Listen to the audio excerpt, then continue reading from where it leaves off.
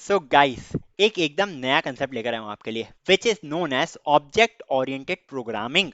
अब हम पढ़ने वाले रिगार्डिंग ऑब्जेक्ट ओरिएंटेड प्रोग्रामिंग क्या होती है। देखो यार, जावा में हम हर चीज को एक ऑब्जेक्ट और क्लासेस के रूप में डील करते हैं। अगर हम बात करें जावा प्रोग्रामिंग की, तो हम हर चीज को एक ऑब्जेक्ट मान के चलते हैं या फिर एक क्लास मान के चलते हैं।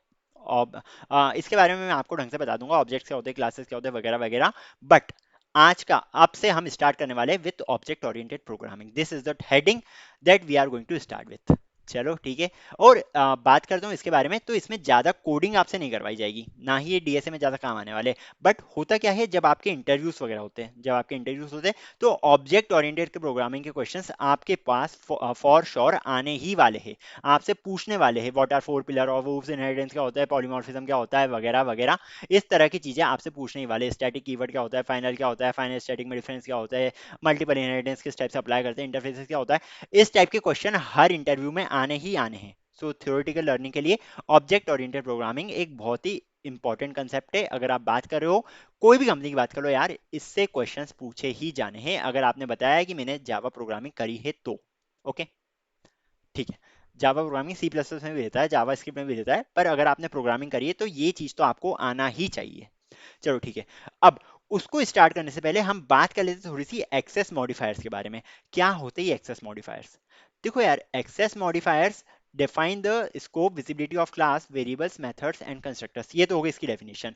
एक बात समझो आप, अगर आप चाहते हो अगर आप चाहते हो कि ये जो चीज मैंने बनाई है, ये सिर्फ इस बंदे को दिखे, बाकी दूसरी कम्युनिटी को ना दिखे, तो आप क्या यूज करोगे? आप ऐसा तो चाहोगे नहीं। मान लो आपके पास जो है, आपके पास एक बैंक अकाउंट है, ठीक है। You are just simply having a bank account. अब इस बैंक अकाउंट में क्या है, क्या आपका जो यूजर आईडी है, क्या आपका जो पासवर्ड है, वो पूरी जनता, सब पूरी पब्लिक को मिल जाता है क्या? ओके। मान लो ओटीपी आ रहा है अगर आपके पास बैंक के रिगार्डिंग, सो ओटीपी सिर्फ आपके पास आएगा, दूसरों के पास उस चीज का एक्सेस नहीं है। सिर्फ आपके मोबाइल नंबर पे आएगा ओटीपी, दूसरे नहीं देख पाएंगे उस ओटीपी को। ओके। ऐसा क्यों? बिकॉज वहां पे हम यूज कर रहे हैं प्राइवेट एक्सेस स्पेसिफायर। देखो यार, अगर आपके बैंक इन्फॉर्मेशन सबको पता चल गई, ओटीपी, यूपीआई पिन वगैरह सब कुछ अगर पता चल गई ना, आपका खाता 1 सेकंड में खाली हो जाएगा, ठीक है। और बहुत सारी मेल प्रैक्टिसेस भी करी जा सकती है उस पर्टिकुलर खाते से। ओके। सो उसके लिए हम यूज करते हैं private access specifier. And similarly हमारे पास दूसरे एक्सेस स्पेसिफायर्स भी होते हैं, which are default, protected and public. Default जो होता है, अगर हम कोई भी क्लास उसमें ना दे, लाइक पब्लिक, पब्लिक लिखते हैं हम, पब्लिक स्टैटिक वॉइड में लिखते हैं। पब्लिक स्टैटिक वॉइड में क्यों लिखते हैं हम? बिकॉज हम चाहते हैं कि इंसान जो है वो कहीं पे भी प्रेजेंट हो, स्टार्टिंग यहाँ से, ये चीज जो है ये हर सबको एक्सेस इसका मिलना चाहिए, इसलिए हम उस चीज को पब्लिक लिखते हैं। ओके, सबको उस चीज का एक्सेस मिल जाए, इसलिए उस चीज को हम पब्लिक में लिखते हैं। बाकी होता क्या है, प्रोटेक्टेड में क्या केस है? प्रोटेक्टेड में ये केस है कि विद इन द पैकेज आपके पास एक्सेस है, विद इन द पैकेज आपके पास एक्सेस है। प्राइवेट में ये है कि पूरे पैकेज में नहीं, बट उस क्लास के अंदर आपके पास एक्सेस है, ठीक है। जैसे कि मैंने यहाँ पे लिखा है, एक्सेस मॉडिफायर टेबल बना के रखे आपके लिए एक। सो प्राइवेट क्या करता है, प्राइवेट में आपके पास एक्सेस है with in the same class only, सिर्फ और सिर्फ सेम क्लास में आप उस चीज को एक्सेस कर सकते हो। मतलब कि मान लो मैंने एक क्लास बनाया, मैंने बनाया एक प्राइवेट क्लास को। मान लो मैंने ये लिखा प्राइवेट, एंड देन यहाँ पे मैंने नाम डाल दिया है student, private roll number, number, ठीक है। ये बनाया मैंने, एंड मान लो इसको मैंने वैल्यू दे दी है S1। अब इसको डाल के रखा है एक पर्टिकुलर क्लास में, क्लास ए ले लो, मान लो क्लास ए ले ली मैंने इधर। ये जो क्लास ए है, ये मान लो पैकेज ए में है, पैकेज पैकेज स्टूडेंट में है, पैकेज स्टूडेंट में ये क्लास ए है। अब इस क्लास ए के अंदर प्राइवेट रोल नंबर लिखा है। अगर मान लो आप क्लास बी बनाओ,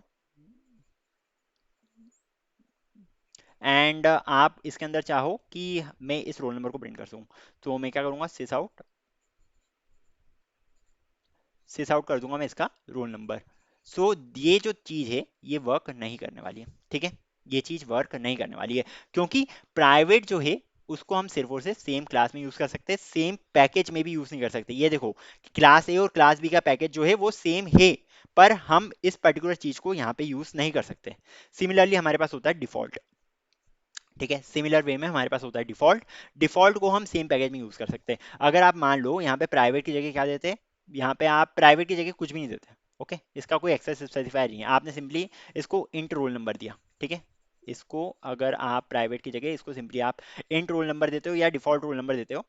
ओके, आप यहाँ पे या तो इसको इंट रोल नंबर दे सकते हो या फिर आप इसको दे सकते हो default in roll number. Default in roll number देते हो तो आप उसको यहाँ पे एक्सेस कर पाओगे। ओके, सिस आउट अगर आप क्लास बी में जाके लिखोगे सिस आउट कर दो हमें रोल नंबर, तो आप वहाँ पे उसको एक्सेस कर पाओगे। पर मान लो हमने कोई और पैकेज बना लिया, इसके नीचे हमने एक और पैकेज बना लिया, स्टूडेंट टू नाम से एक पैकेज बना लिया हमने, तो वहाँ पे आप इसको एक्सेस नहीं कर पाओगे और दूसरे पैकेज में तो एक्सेस करने की बात ही नहीं हो रही है।